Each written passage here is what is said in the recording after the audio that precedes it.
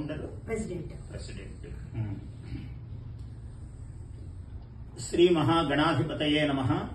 ఐం మహాసరస్వత్యై నమః. శ్రీ గురుభ్యో నమః.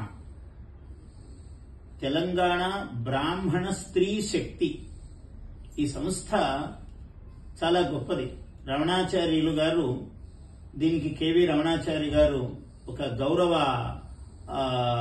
దీనికి ఆయన అధ్యక్షులుగా ఉండగా ఫౌండర్ ప్రెసిడెంట్ గా అనురాధ గారు ఉండి నిజంగా మహిళ అంటే కృతేతు రేణుకాశక్తి త్రేతాయాం జానకీ తథా ద్వాపరే ద్రౌపదీ చైవ అన్నాడు. అంటే కృతయుగములో రేణుకాదేవి శక్తి, త్రేతాయుగములో జానకీదేవి సీతాదేవి యుగశక్తి, అట్లనే ద్వాపర యుగం వచ్చేటప్పటికీ ద్రౌపదీదేవి యుగశక్తి. మరి కలియుగంలో యుగశక్తి ఎవరయ్యా అన్నారు. కలౌ శక్తి గృహే గృహే అన్నాడు. అంత విశేషం స్త్రీ శక్తి. కలియుగంలో ప్రతి ఇంటిలో ఒక అమ్మవారు, ఒక చండీదేవి, ఒక పార్వతీదేవి, ఒక సరస్వతీదేవి, ఒక మహాలక్ష్మీదేవి ఇలా ప్రతి ఇంటిలో ఉన్నారు అని ధర్మశాస్త్రంలో చెప్పారు. అందువల్ల ఏ కార్యక్రమము సఫలం కావాలి అన్నా స్త్రీ అమ్మవారి స్వరూపం, మాతృస్వరూపిణి ముందు ఉండాలి. అలాంటి సంస్థ ఏర్పరచి నాకెంతో సంతోషంగా ఉంది. ఇప్పుడు డబుల్ బెడ్రూము ఇటువంటివన్నీ కూడా ఒక 600 మంది యోగ్యురాళ్లైనటువంటి మహిళలకు అవసరం ఉన్నవాళ్ళు. యోగ్యత అంటే ఆ అవసరం, ఆ ఆర్థిక శక్తి తక్కువగా ఉన్నవాళ్లు, అసలు లేని వాళ్ళు బ్రాహ్మణుల్లో ఎంతో మంది ఉన్నారు. అలాంటి వాళ్లకు చెయ్యటము, ఇంకా ప్రభుత్వము పక్షాన ఏ చిన్న బ్రాహ్మణులు అంటేనే ప్రభుత్వాలకు కూడా వీళ్ళందరూ ఓట్లేసిన చిన్న సమూహము కదా అని ప్రభుత్వాలకు ఒక చిన్న దృష్టి ఉంటుంది. కానీ వాళ్లకు బ్రాహ్మణుల్లో ఉన్న శక్తి ఏమిటంటే ఒక్కొక్క స్త్రీ, ఒక బ్రాహ్మణి ఆమె తలుచుకుంటే 1000 మంది చేత ఓట్లు వేయించగలదు. అంటే ప్రభావము చూపగల శక్తి ఉంటుంది స్త్రీ గాని పురుషుడు గాని బ్రాహ్మణులు. అందువల్ల గౌరవింపబడుతున్నారు సమాజంలో. ఆ కారణం చేత ప్రభుత్వాలే కాని ప్రజల నుంచి కాని ఏదైనా అనేక మంది దారిద్ర్య రేఖకు దిగువగా, ఎందుకంటే గౌరవంగా బయటికి చెప్పుకోలేరు. వేరే వాళ్ళు చెప్పుకుంటారు కానీ బ్రాహ్మణులు చెప్పుకోలేరు. ఎంత లేమిని అనుభవిస్తున్నా బయటికి నవ్వుతూ చాలా బాగున్నట్టు మంచి కండువా వేసుకుని తిరుగుతూ ఉంటారు. అది వాళ్ళ వంశ గౌరవము, వాళ్ళ పుట్టుక అటువంటి గౌరవము, బ్రాహ్మణుల్లో ఉన్న శక్తి అది. అటువంటి వాళ్లకు మనమే ఎరిగి అయ్యో వీళ్ళు ఇబ్బందుల్లో ఉన్నారని చేశామనుకోండి, అటువంటి బ్రాహ్మణులు సంతోషించే సంతోషము చాలా గొప్పది.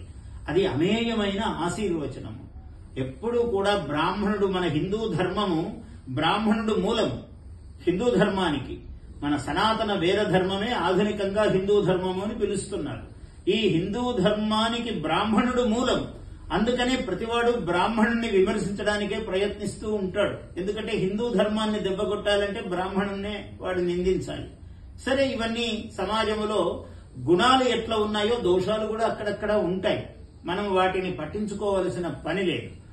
ఆ కోణములో నేను ఈ స్త్రీ శక్తి వీళ్ళని అభినందిస్తున్నాను. ముఖ్యంగా అనురాధ గారిని. ఆమె భర్తృ సహాయముతో అనేక మంది మహిళలను పక్కన సహాయముగా పెట్టుకుని తాను ముందుగా క్షేత్రములో దిగి నిస్వార్థమైన సేవ.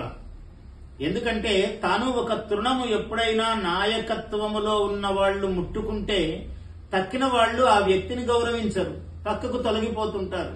అటువంటి దానికి ఆస్పదం ఇవ్వకుండా ఆమె అవసరమైతే తన చేతి నుంచి 4 రూపాయలు పెట్టి అలాంటి గొప్ప సేవ చేస్తున్నారు అనురాధ గారు.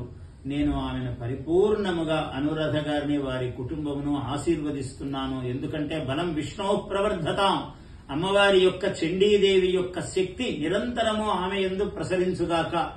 మహాలక్ష్మి, మహాకాళి, మహాసరస్వతి ఈ ముగ్గురమ్మలు ఇచ్ఛాశక్తి, జ్ఞానశక్తి, క్రియాశక్తి స్వరూపిణులు. అమ్మవారంటే ముందు జ్ఞానము, ఆలోచన ఇవ్వాలి, ఆలోచనను ఆచరణలో పెట్టాలి, ఆచరణకు విజయము లభించాలి. ఈ 3 విధాలైనటువంటి శక్తులు. అటువంటి 3 శక్తుల స్వరూపిణులు అమ్మవారు ఆ అనురాధ గారికి, ఆ తల్లికి అటువంటి బలమును సాఫల్యమును కార్యసిద్ధిని చేకూర్చాలని నేను ఆశీర్వదిస్తున్నాను. మనము ఇక 2 రోజుల్లో వినాయక చతుర్థి, వరసిద్ధి వినాయక చతుర్థి జరుపుకోబోతున్నాము. ఆ గాణేశీ శక్తి, గణపతిలో ఉన్న శక్తి గాణేశీ శక్తి, స్త్రీ స్వరూపం.